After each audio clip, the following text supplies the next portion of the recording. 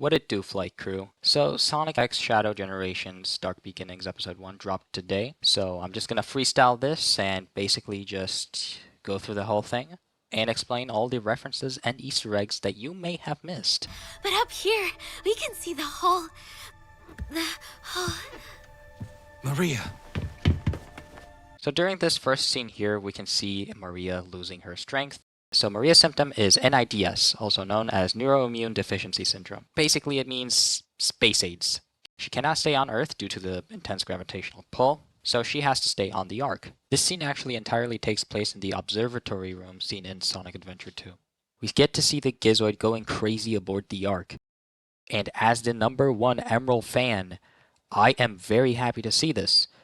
A lot of people thought that Emerald going crazy aboard the Ark actually happened after Shadow was sent to Earth. But honestly, Sonic Battle kept things very, very vague. So it can technically be slotted anywhere and it would be fine. But now we have an official answer, and it happens after Shadow was already created, but before he was sent to Earth.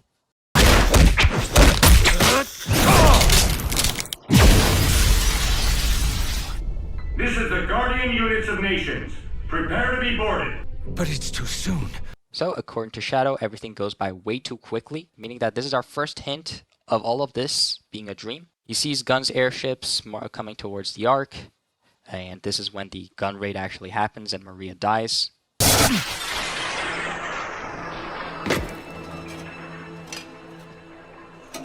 We see Shadow fall into a room. Now, this is the room we see Gerald in Sonic Adventure 2. So another dark thing is coming up here, where Gerald will be executed by firing squad. Moving on, we see Shadow falling into a red and dark void. We see a thunderstorm which illuminate gun agents and Maria running. And we can see her running and running and finally getting shot in the chest.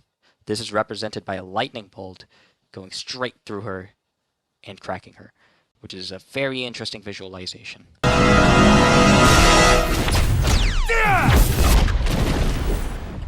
Anyway, Shadow wakes up after falling near what looks like Black Doom's face, and we can see kind of Black Doom's arms reaching out. After he wakes up, he throws a Chaos Spear with the yellow Chaos Emerald in his hand, and after he throws it, he kind of does his idle animation from Shadow the Hedgehog. After this, he looks in the sky, and we see the broken moon from Sonic Adventure 2. Now, the Sonic universe has multiple moons, as confirmed in Sonic Superstars, so that, this whole thing doesn't get too confusing. But here we see the moon that was originally destroyed is still destroyed. And Shadow ponders to himself if maybe Gerald Robotnik is still alive, and he runs off, leaving us to wonder what'll happen in Episode 2. So yeah, that seems to be everything, and I'll see you next time.